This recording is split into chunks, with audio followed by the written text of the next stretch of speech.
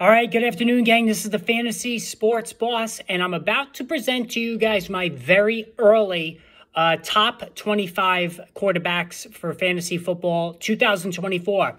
And if you notice, I have my brand new Lamar Jackson t-shirt on, got the name on the back and everything. Probably can't really see that there. Turn around this way. There you go. Jackson, number 8. And the reason why is because Lamar Jackson, as I told you guys earlier, last week rather, helped me win a fantasy football championship. And I like to, whenever I do win a championship, get a t-shirt with the name of the player that was most instrumental in helping me win. Now, you could say, you probably should have got CeeDee Lamb because he was bigger down the stretch. But as a Giants fan, I cannot wear a Dallas Cowboys shirt, no matter the circumstance, whether I won a league or not. So I settled for Jackson. It's not really settling because I do like Lamar Jackson as a player. I own him just about every year in fantasy. Double owned him last year in both my leagues. Had him in the league that I won this year. After making a midseason trade for him.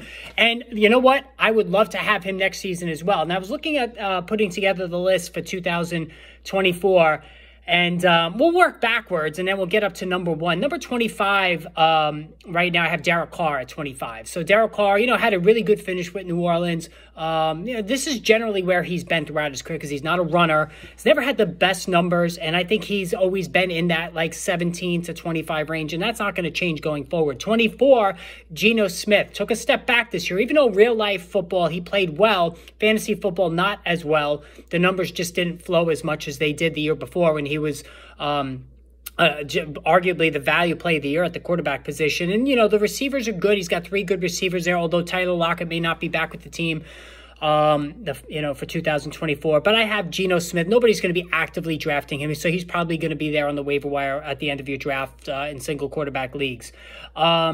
Number 23, I have Deshaun Watson. So Deshaun Watson is my 23. I was very moderately high on him. Not very, I was moderately high on him because I thought he brought good value as a dual threat running, passing weapon. But again, just like when he came back last year, he was not playing well. And now he's injury prone. So on top of getting hurt, off the field issues that make it hard to own him, and he's not playing well. And we just saw Joe Flacco do what he did in his place. Not a good time to be Deshaun Watson in fantasy. Number 22, I have Drake May wherever he ends up. Drake May is one of the top quarterback prospects along with Caleb Williams and Jaden Daniels. I do have him in that 20-22 range because he's not much of a runner, but he is a tremendous pocket passer, strong arm, can make all the throws.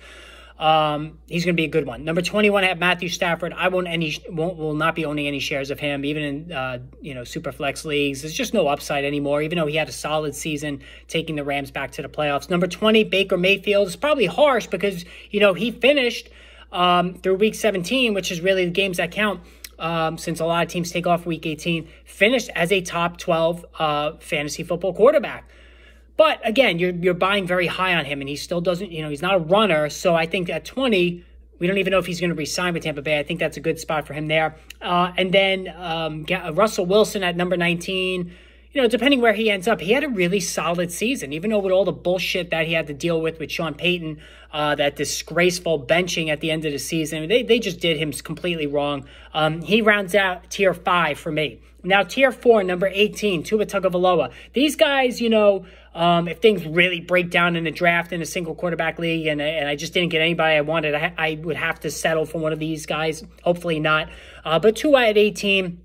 Didn't have the season we anticipated. It was tremendous on an MVP pace last season.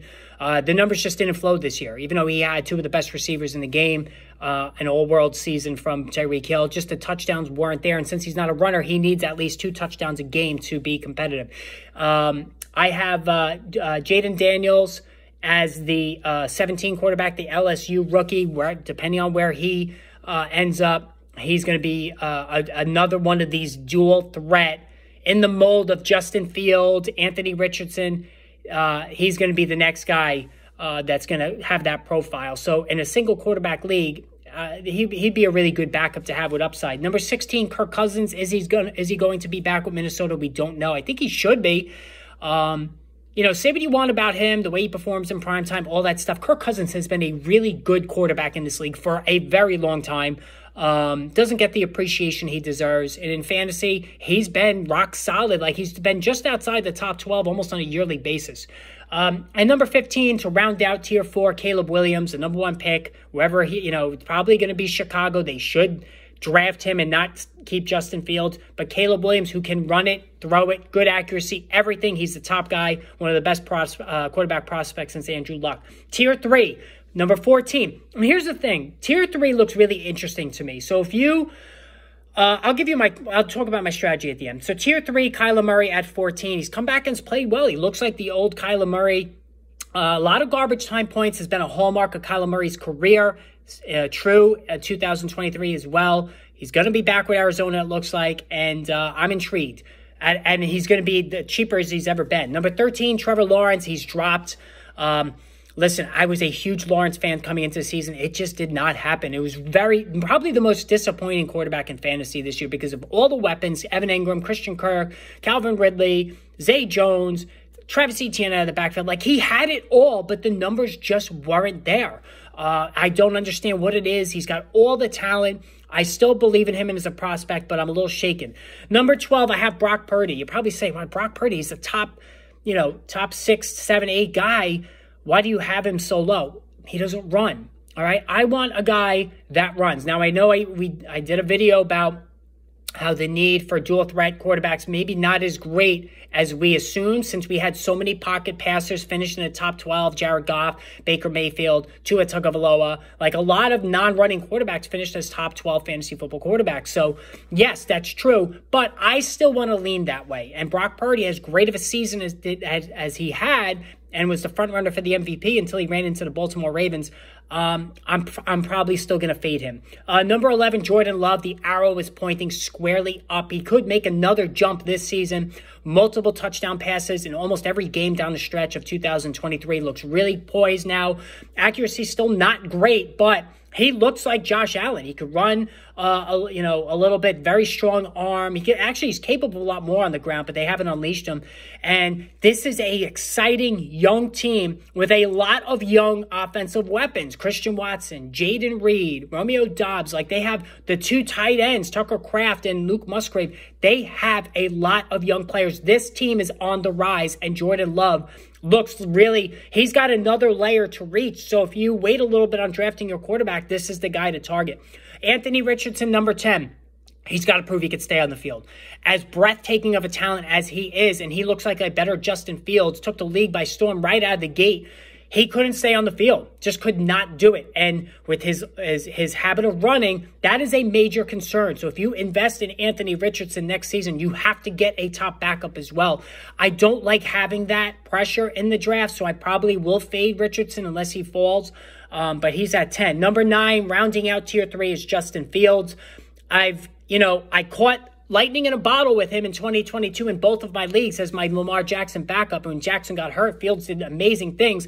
And listen, about the halfway through the season, and even when he came back from injury, he played really well. He was a fantasy football force. I don't think he's going to be back with the Bears. If he does, I think it's a mistake because the Bears could reset the salary structure at the quarterback position. Fields has just not been consistent enough as a passer. He has not reached that next level throwing the football. Great runner, as good of a runner as there is in fantasy football, and that's what's going to make hay, but gets hurt a lot, still not progressing as a passer. I'm keeping him at number 9 in tier 3. Now, tier 2, I want to get one of these guys. Failing to get somebody from tier 1, there's 4 guys in tier 2. I'd be happy with any of them. CJ Stroud is number 8. He's another guy that has another, jump in him, just like Jordan Love.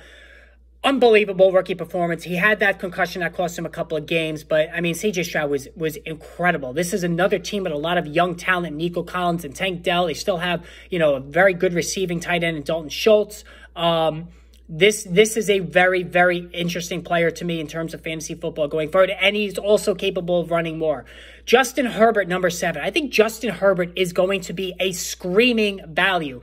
Obviously, Brandon Staley's gone. All the noise, the ineptitude of the coaching staff will definitely help Herbert going forward. Herbert is a gunslinger. He had the first 3 years in the league, he was as good as any fantasy quarterback in football. He's capable of running for 300 yards on the ground, so he's not a zero there. I really like Justin Herbert going forward. Dak Prescott's number 6. Now, I hated all over Prescott leading into last season. No doubt about it.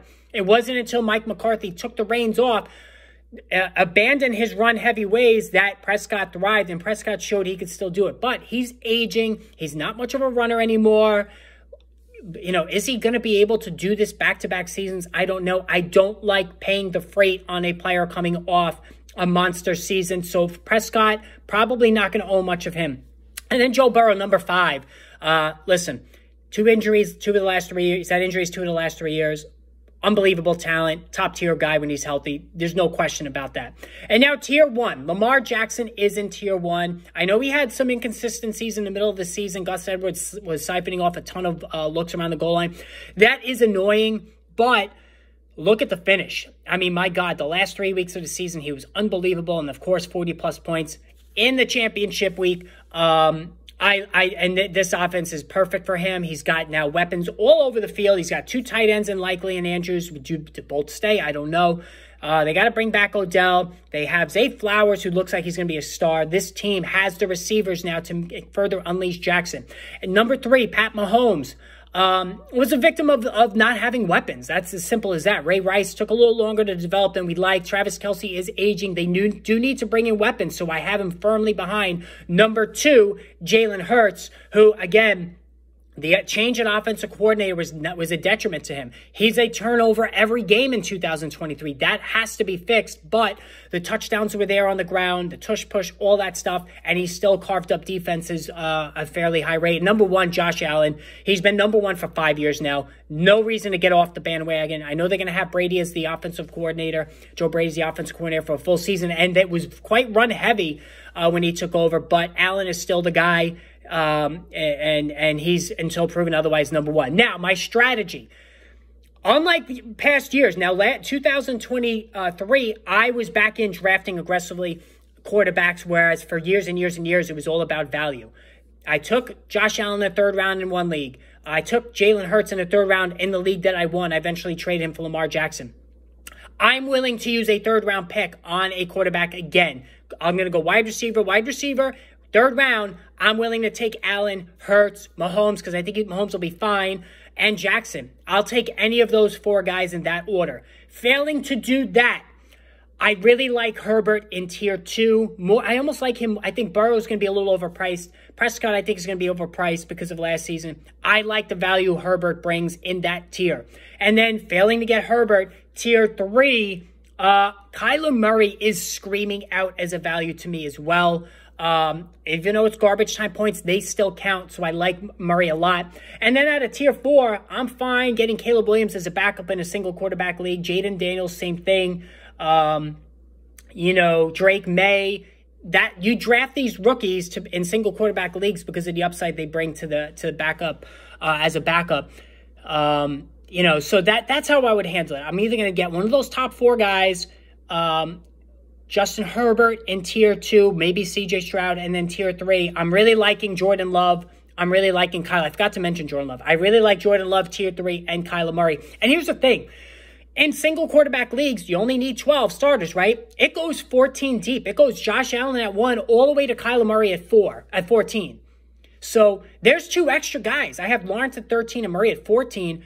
So you could almost, if you don't get one of those top 4 guys, and again, they're so good, those top 4, that I think it's worth it in the 3rd round. If you don't get them, you could just wait then and take either, Love, Purdy, Lawrence, or Murray, who are my, 11, 12, 13, and 14. Whichever of those 4 guys, the 2 of them shake loose at the end, because I do think it's going to be Allen, Hurts, Mahomes, Jackson, that's 4, Burrow, Prescott, Herbert, Stroud, that's 8, Fields, Richardson, that's 10. I think those 10 that's going to be the predominant order in most of the leagues. That leaves Love, that leaves Purdy, that leaves Lawrence and Murray, with only 2 teams left to draft a quarterback. So I'm fine taking any of them. I know Trevor Lawrence was bad, but I still believe in him. He was so good in 2022.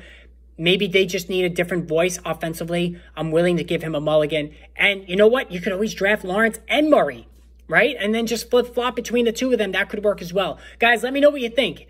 Make a post in the comment section. Let me know who you're targeting, and let's have a discussion. Hit that subscribe button.